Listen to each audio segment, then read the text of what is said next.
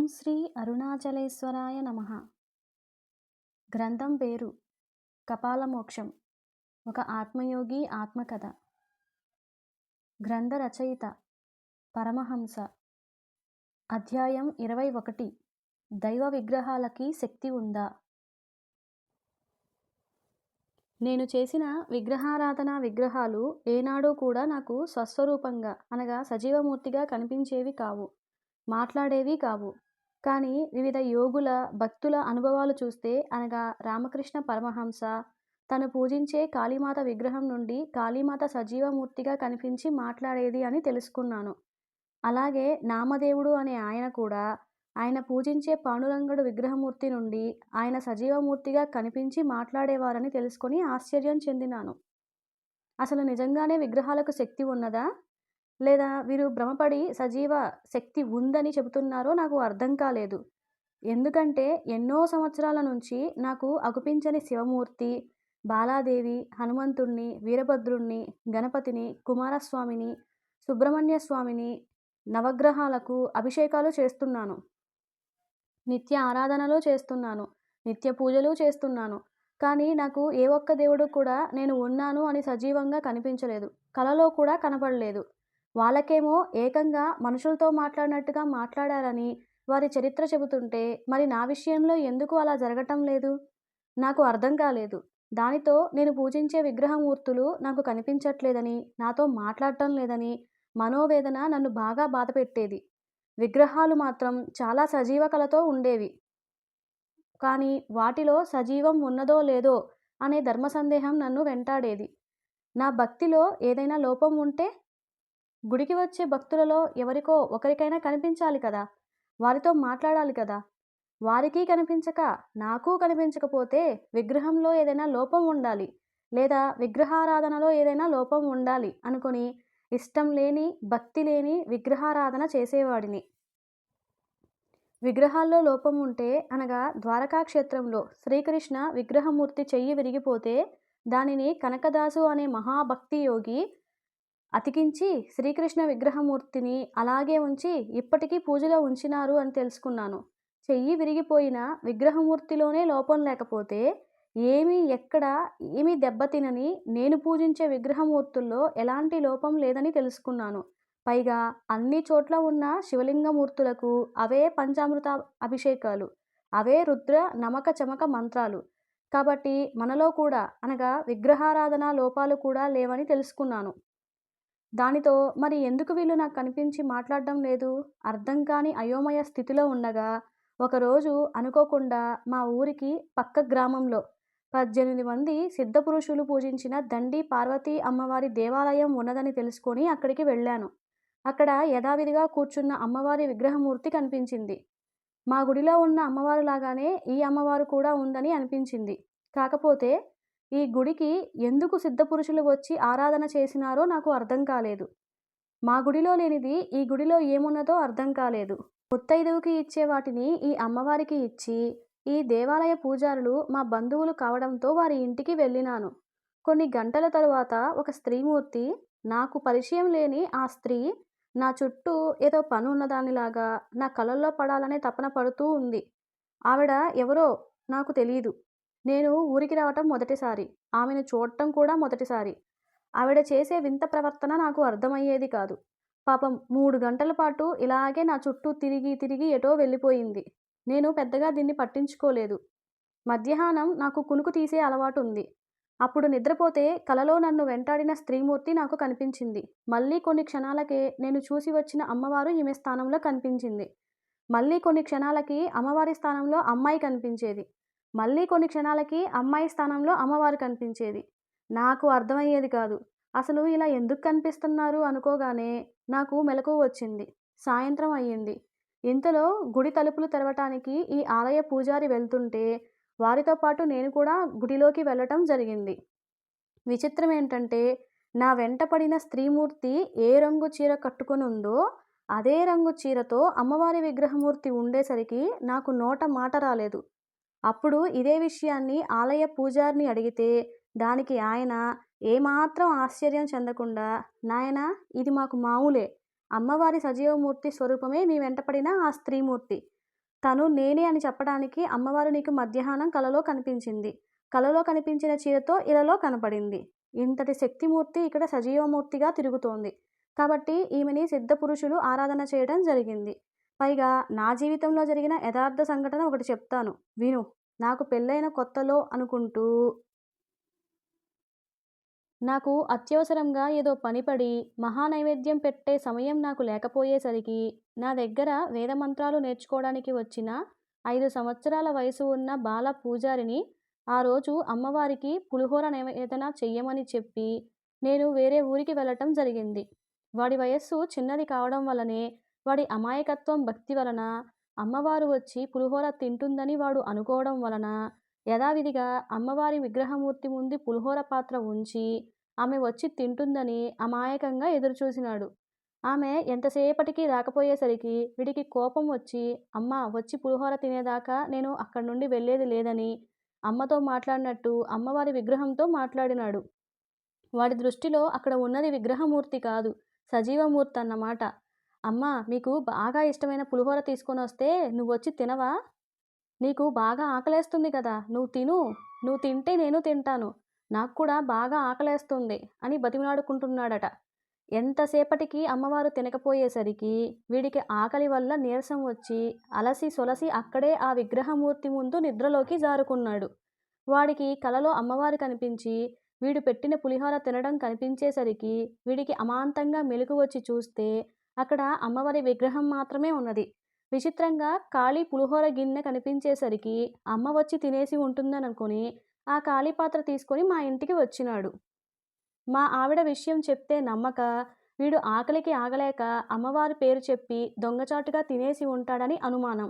ఎందుకంటే ఎక్కడైనా విగ్రహమూర్తులు నైవేద్యాలు తినవు కదా! ఆమె దృష్టిలో ఆవిడ విగ్రహమూర్తి. ఆ పిల్లవాడి దృష్టిలో సజీవమూర్తి అన్నమాట. మధ్యాహ్నం భోజనానికి నేను ఇంటికి వస్తే పులిహోర గొడవ గురించి తెలిసింది.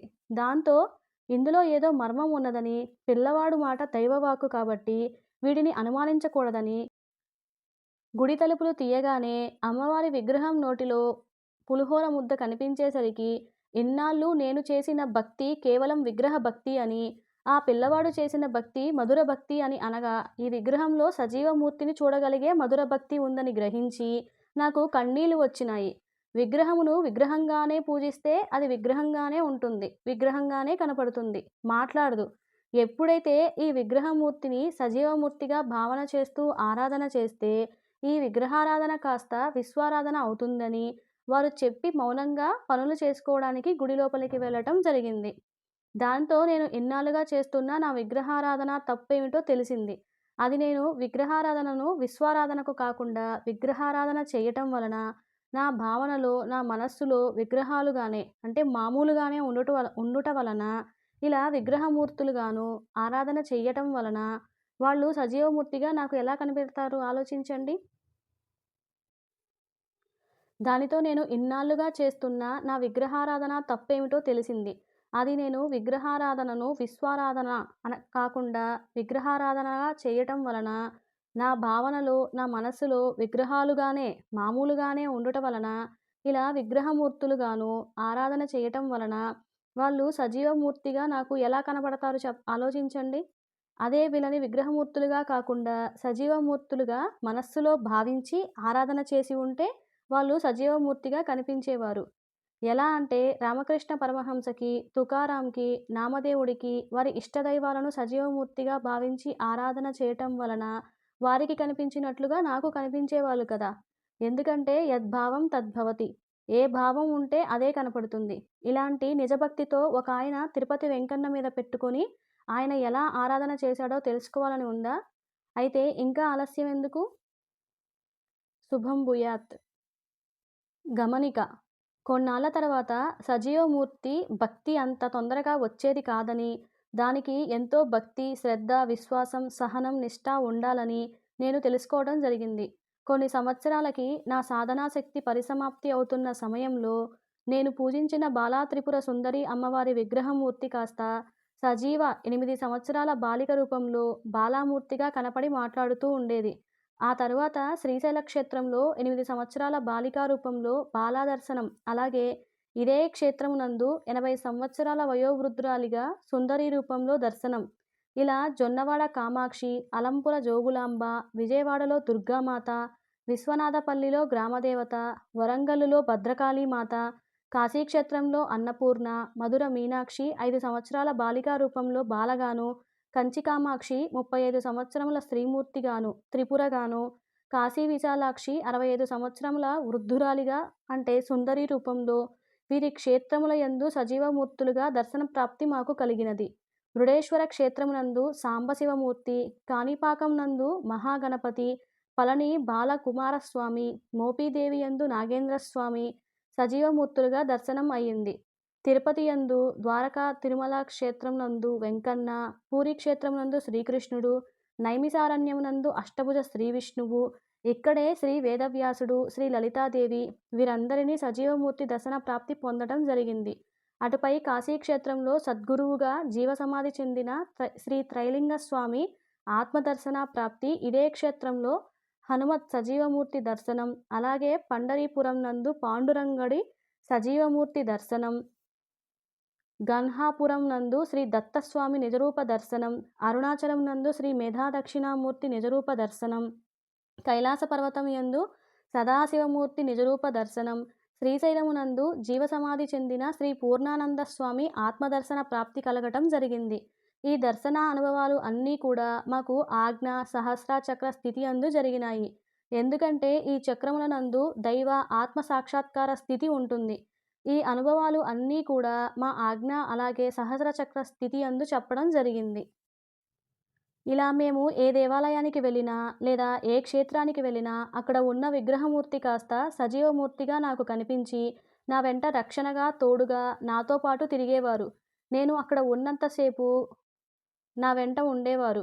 నాకు కలిగిన ఈ దైవ అనుభవాలకి సాక్ష్యంగా నా భార్యకి, నాతో ఉన్న నా కుటుంబ సభ్యులకి, నా బంధుమిత్రులకి సమక్షంలో జరుగుతూ ఉండేవి. కావాలని ఇలాంటి సజీవ దైవశక్తి చూడటానికి నా వెంట వచ్చి ఆ సజీవమూర్తి రూపాలను చూసి నమ్మకం ఏర్పడి అమితానందం పడేవాళ్ళు. కొన్ని సంవత్సరాల తర్వాత నాకు తెలిసిందేంటంటే ఇలా వీరందరూ నాకు దర్శనం ఇవ్వటానికి కారణం ఇలా వీరందరిలో ఎవరో ఒకరి భక్తి లేదా సాక్షాత్కార మాయలో నన్ను పడేయాలని ప్రయత్నించినారని తెలిసింది. ఎందుకంటే వీరంతా కూడా సత్యముగా కనిపించే అసత్యమూర్తులు. పైగా వీరంతా పరమశూన్యం యొక్క స్వప్నమూర్తులు. ఈ జ్ఞానమును పొందటంతో రామకృష్ణ పరమహంస, కబీర్ దాసు, నామదేవుడు, ఘోరా లాంటి నిజభక్తుల యోగులు వీరంతా భ్రమ భ్రాంతిలని వారి సద్గురువుల వద్ద తెలుసుకొని వీరి సాక్షాత్కార మాయలు దాటుకోవడం జరిగింది. విచిత్రం ఏంటంటే నాకు ఇటువైపు దైవాలు, అటువైపు గురువులు నన్ను వారి మహామాయలో పడేయాలని ప్రయత్నించడం జరిగింది. నాకు అప్పటికే ఈ సాక్షాత్కారాలు మహామాయలని, వివిధ యోగుల జీవిత చరిత్రలు చదవడం ద్వారా, మేము పొందిన శబ్ద పాండిత్యం ద్వారా తెలుసుకోవడంతో వీరి మాయలని చిరునవ్వుతో దాటడం జరిగింది. అనగా వీరి యందు నాకు ప్రేమ, మోహ, వ్యామోహ, మాయా భక్తి కలగకుండా ఉండటానికి నానా ఇబ్బందులు పడవలసి వచ్చింది. ఒకవేళ వీరి మాయాభక్తిలో పడితే వాళ్ళే నిజమని వారికి భక్తి పూజలు చేస్తూ దాసోహం చేయాల్సి వచ్చేది. నిజానికి ఇలా వీరంతా కూడా తమకున్న ఇష్ట కోరిక మాయ అనగా హృదయ చక్రం వద్ద ఈ మహామాయను దాటలేకపోవడంతో స్వప్న శరీరధారిగా మారటం జరిగింది. దానితో మోక్షప్రాప్తి పొందకపోవడంతో అనగా నిశ్చల స్థితి పొందకపోవడంతో ఏవో సంకల్పాలు పెట్టుకొని మనలాంటి సాధనా జీవాత్మలకి కనిపించి మనల్ని వారి భక్తి మాయలో ఉంచి వారికి కావలసిన సేవలు చేయించుకుంటారని గ్రహించండి. అంటే సోహం అంటే నేనే దేవుడిని అనవలసిన చోట వారికి దాసోహం నువ్వే దేవుడివి అవుతున్నామని తెలుసుకోండి. అందుకే దైవ గురుభక్తి మాయలు దాటి మీరే గురుదేవుడిగా మారండి. దానితో ఇలా దైవ విగ్రహమూర్తుల వారిని ఇబ్బంది పెట్టడం ఇష్టం లేక ఆ క్షేత్రాలకు దేవాలయాలకు వెళ్ళటం పూర్తిగా మానేశాను. పైగా దేహమే దేవాలయమని గ్రహించాను. ఆత్మయే ఆత్మలింగమని తెలుసుకున్నాను. ఇది నేను అహంతో చెప్పటం లేదు. ఒక పిల్లవాడి భక్తి కూడా నాకు లేదని, కసితో, బాధతో ఎన్నో రకాల మాయలు, మర్మాలు దాటుకొని మధుర భక్తిని అలవరుచుకొని భక్తి మార్గంలో పురోగతి సాధించడం జరిగింది. చేసేదెవరు, చేయించుకునేదెవరు? అందరూ ఒకటే గదా! అంతా ఒకటే గదా! ఉన్నది నేనే కదా! లేనిది నేనే కదా! పోయేది నేనే కదా! ఉండేది నేనే కదా! అంతా నేనే ఉన్నాను. నేను కానిది ఏమీ లేదని, అసలు నేనే లేనని, సర్వం ఏమీ లేదని, సర్వం శూన్యమని నా సాధన సంపూర్ణ జ్ఞాన అనుభవ అనుభూతి పొందటం జరిగింది. ప్రతి విగ్రహంలోనూ, ప్రతి వస్తువులోనూ, ప్రతి పదార్థంలోనూ, ప్రతి చోట పంచభూత నిర్మితం శక్తి ఉంటుందని గ్రహించండి. ఈ పంచభూత శక్తికి మనస్సు యొక్క భావశక్తి లేదా ఆలోచనా శక్తి లేదా సంకల్ప శక్తి ఇవ్వగలిగితే అది కాస్త స్పందించి భక్తి శక్తిగా మారి అనుకున్న కోరికలు తీరుస్తుంది. ఇలాంటి శక్తి కలగాలంటే మన విగ్రహారాధన కాస్త సజీవమూర్తి భావనా శక్తిని పెంపొందించుకోవాలి. అంత తేలికైన విషయం కాదని గ్రహించండి. ఈ మధుర భక్తి అలవడితే నిజభక్తులు లేదంటే కేవలం ప్రసాద భక్తులు అవుతామని గ్రహించండి. ఇలాంటి వారికి దేవుళ్ళు అనేవాళ్ళు కోరికలు తీర్చే యంత్రాలన్నమాట. అదే నిజభక్తి ఉన్న వాడి విషయానికి వస్తే తమకు కావలసినవి అడక్కుండానే ఇచ్చే వరాల దేవతలన్నమాట. మనసుకి ఏ భావం ఇస్తే అది మనకు చూపిస్తుంది. ఎందుకంటే యద్భావం తద్భవతి.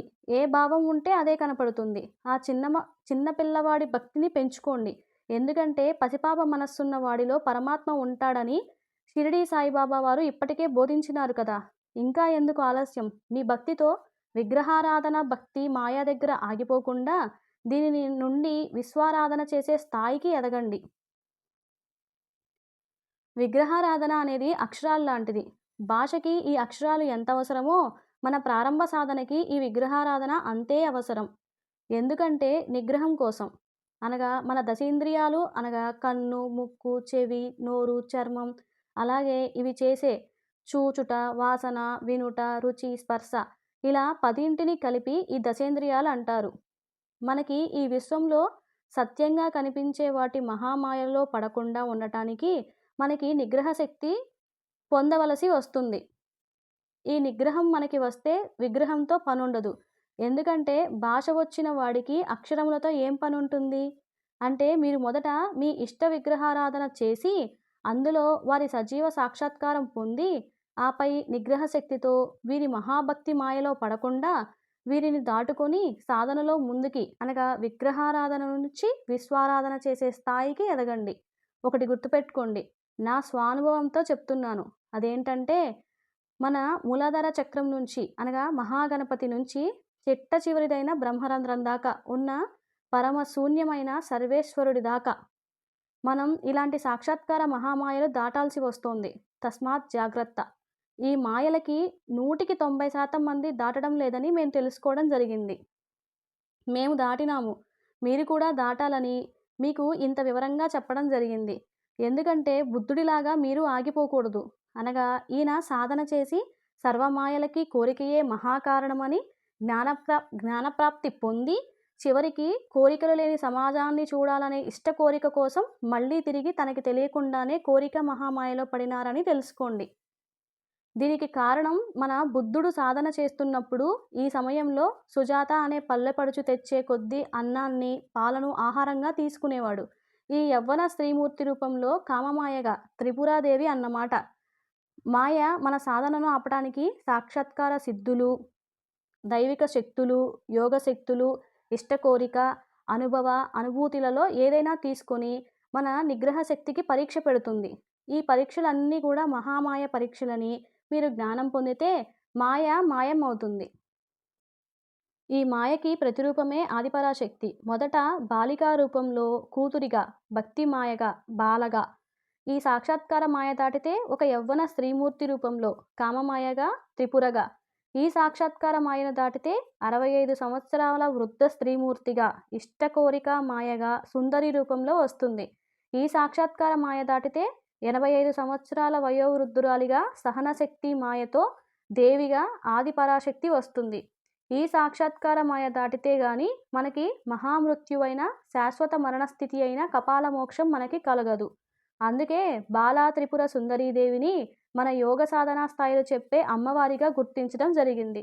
అంటే మన సాధన చేస్తున్నప్పుడు బాలగా వస్తే మన సాధన ప్రారంభ స్థాయిలో, అదే త్రిపురగా వస్తే మధ్యమ స్థాయిలో, అదే సుందరిగా వస్తే అంతిమ స్థాయిలో, అదే చిట్ట చివరి అంతిమ రూపంగా దేవిగా ఆదిపరాశక్తి సాక్షాత్కారమైతే కపాలమోక్ష స్థాయికి అనగా బ్రహ్మరంధ్రం వద్దకి మన సాధన ఉంటుందని తెలుసుకోండి. ఈ విధంగా మన సాధనా స్థాయిలు ఉంటాయని లోకానికి తెలియచేయడానికి ఆదిపరాశక్తికి బాలా త్రిపుర సుందరి దేవిగా నామకరణం చేసినారని తెలుసుకోండి. అంతెందుకు మాకు ఇన్ని తెలిసి కూడా బాలా రూపంను దాటినాం గాని కామరూపిణి అయిన త్రిపురామాయను దాటలేకపోయినాము. ఆపై త్రిపురాదేవి వలన మాకు కలిగిన కామమాయను దాటుకోవడానికి మేము దీక్షాదేవిని వివాహం చేసుకుని త్రిపురాదేవి కామమాయను దాటడం జరిగింది. ఆ తరువాత సుందరి దేవి రూపాలను దాటి మహామృత్యువైన కపాలమోక్ష స్థితి ఈ సంవత్సరం అనగా 2019 మార్చి 11 మహాశివరాత్రి పర్వదినమున ఉదయం 10:05 మా సూక్ష్మ, కారణ, సంకల్ప, మా మూల కపాలం యొక్క చితాగ్నిలో ఈ 3 శరీరాలు దహనమై విభూదిగా మారడంగా మోక్షప్రాప్తి అనగా మనోనిశ్చల స్థితి పొందడం జరిగినట్లుగా మాకు ఆ రోజు ధ్యానానుభవం అయినది. ఇదే ధ్యానంలో పైగా ఎవరో అన్నట్లుగా బాబా విభూతినాథ్కి జై అంటూ స్వయంగా గోమయ విభూతి చేసుకొని వాడుకో అని ఆదేశం రావడంతో ఇదే రోజు బాగా ఎండిన ఆవు పేడను సేకరించి దానికి ఆవు నెయ్యి, కర్పూరం వేసి కాల్చడం, ఆపై వచ్చిన భస్మమునకు కొంతమేర నాము పొడిని ఆవు పాలతో కలిపి ఎండపెట్టి దీనినే విభూదిగా వాడడం జరుగుతోంది. దీనిని స్నానం చేసే నీళ్ళల్లో చిటికెడు కలుపుకొని విభూది స్నానం చేయడం, అలాగే ఈ విభూతితో ధారణ చేసుకోవడం చేస్తున్నాను. అలాగే ప్రతి సంవత్సరం వచ్చే మహాశివరాత్రి నాడు ఈ విధంగా విభూతిని తయారు చేసుకోవాలని, వీలైతే అందరికీ ఈ నిజమైన గోమయ విభూతిని ఉచితంగా పంచాలని నిశ్చయించుకోవడం జరిగింది. దానితో మా దీక్షానామం అయిన శ్రీ పవనానంద సరస్వతి నామం కాస్త బాబా విభూతినాథ్గా మారడం జరిగింది. దీనితో మేము సంపూర్ణ అద్వైత సిద్ధాంతమును అలాగే సమాధి గీతను రచించడం జరిగింది. కానీ మా స్థూల శరీరానికి నా చిట్ట చివరి ప్రారబ్ధ కర్మగా మా అమ్మగారి అంతిమయాత్ర పూర్తి అయితే గాని మాకు ఈ స్థూలదేహ విముక్తి కలగదని, అమ్మ తన ఆఖరి కోరికగా తన అంతిమ సంస్కారం మా చేతులతో జరగాలని ఆమె కోరడంతో నాకు ఇంతటి సంపూర్ణ సాధనా జన్మ ఇచ్చినందుకు కృతజ్ఞతగా ఆమె అడిగిన కోరిక తీర్చడం కోసం మా స్థూల శరీరాన్ని కాస్త స్వప్న శరీరంగా ఆగిపోవడం జరిగింది. ఆమె మరణం తర్వాత ఆమె ఇచ్చిన ఈ స్థూల శరీరము, ఆపై ఇది కూడా కాశీక్షేత్రంలో మా అస్థిక చితాభస్మం ఈ క్షేత్ర గంగానదిలో కలిపితే ఈ శరీరమునకు బంధ విముక్తి కలిగి మనోనిశ్చల స్థితి పొంది స్థూల కపాల మోక్ష స్థితి పొందడం జరుగుతుంది. అనగా జీవ సమాధి స్థితి పొందడం జరుగుతుంది. అంటే దీనితో స్థూల, సూక్ష్మ, కారణ, సంకల్ప శరీరాలకి కపాల మోక్ష స్థితి వచ్చినట్లే అవుతుంది. కానీ ఆకాశ శరీర కపాల మోక్ష స్థితి అర్హత కోసం కాశీక్షేత్రంలో పంచకోశ ప్రాంతంలో ఆకాశ కోశంలో జీవ సమాధి స్థితి పొంది ఆపై మణికర్ణిక ఘాటి యందు దహనము లేదా సమాధి చేయబడితే అటుపై ఆది గురువు విశ్వనాథుడి తారక రామబ్రహ్మ మంత్రమును గురూపదేశంగా పొందితే రేణు పరిమాణంలో ఆకాశ శరీరంతో మన మూల కపాలంలోని చితాగ్ని యొక్క 10 లక్షల దహన శక్తి తట్టుకోగలిగితే అప్పుడు మనకి ఆనందరహిత సమాధి స్థితి కలిగి అటుపై పరమ ప్రశాంత స్థితి అనగా సంపూర్ణ మూల కపాల మోక్ష స్థితి పొందటం జరుగుతుంది. కానీ ఇట్టి కపాల స్థితిని ఇంతవరకు ఎవరూ కూడా పొందలేదు. కేవలం ఇట్టి కపాల స్థితిని పొందుటకు అర్హత మాత్రమే సంపాదించడం జరిగింది. అనగా చితాగ్ని 10 లక్షల దహన శక్తిని తట్టుకొని ఆ ఆదియోగియే నిలబడలేకపోయినారు. దానితో సంపూర్ణ మూల కపాల మోక్ష స్థితి పొందడం జరగలేదు. కేవలం స్థూల, సూక్ష్మ, కారణ, సంకల్ప శరీరాలకి కపాల మోక్ష స్థితి పొందడం జరుగుతుంది. మేము కూడా కాశీక్షేత్రం నందు 41 రోజుల పాటు ఉండి ఈ చితాగ్ని దహన శక్తిని 96 నిమిషాలకి 48 నిమిషాల పాటు మాత్రమే అనగా 10 లక్షల దహన శక్తిలో 5 లక్షల శక్తిని తట్టుకొని ఆపై సహన శక్తిని ఒక లిప్త కాలం పాటు కోల్పోయి ఈ ఆకాశ శరీర కపాల మోక్ష స్థితి పొందకుండా వెనుదిరగటం జరిగింది. అంటే ప్రస్తుతానికి సూక్ష్మ, కారణ, సంకల్ప శరీరాలకి కపాల మోక్ష స్థితి పొందటం జరిగింది. అలాగే ఆకాశ కపాల మోక్ష స్థితిలో విఫలం చెందటము జరిగింది. ఇక స్థూల శరీర కపాల మోక్ష స్థితి కోసం రాబో సంవత్సరాలలో అనగా జీవ సమాధి స్థితి పొందటం జరుగుతోంది. ఒకవేళ కాశీక్షేత్రంలో మరణం పొందితే ఆకాశ శరీరానికి మళ్ళీ కపాల మోక్ష స్థితి పొందటానికి అలాగే ఈ సాధన చేసుకోవడానికి అర్హత వస్తుంది. అంటే ఈ లెక్కన మన పంచ శరీరాలకి అనగా స్థూల, సూక్ష్మ, కారణ, సంకల్ప, ఆకాశ శరీరాలకి పంచ కపాల మోక్ష స్థితిని పొందవలసి ఉంటుందని గ్రహించండి. అందులో మేము 4 కపాల మోక్ష స్థితిని పొంది, ఆకాశ కపాల మోక్ష స్థితి కోసం పొందలేకపోవడం జరిగింది. మోక్షం అంటే చనిపోవడం గాదని గ్రహించండి. ఆయా శరీరాలు, ఆయా ప్రారబ్ధ కర్మలను కర్మశేషం లేకుండా పూర్తి చేసుకొని, వాటి నుంచి విముక్తి పొంది, ఆ శరీరం మనోనిశ్చల స్థితి పొందినట్లన్నమాట. అనగా ఎక్కడికైతే చనిపోయి వెళ్ళాలో, అక్కడికి బతికి ఉండగానే మరణించి వెళ్ళడమే అన్నమాట. ఇలా మన శరీరంలో ఉన్న పంచ శరీరాలు అనగా స్థూల, సూక్ష్మ, కారణ, సంకల్ప, ఆకాశ శరీరాలకి మోక్ష స్థితిని పొందాలన్నమాట. అదే జీవ సమాధి అంటే మరణించడం అన్నమాట. అనగా మన పంచ శరీరాలు పంచకపాల స్థితికి చేరుకొని, ఏకకాలంలో ఒకదాని తర్వాత మరొకటి విభేదనం చెందుతూ పరమశూన్యం నందు ఐక్యం చెందడమే జీవ సమాధి అవుతుంది. అనగా యోగ సిద్ధి పొందటం అవుతుంది.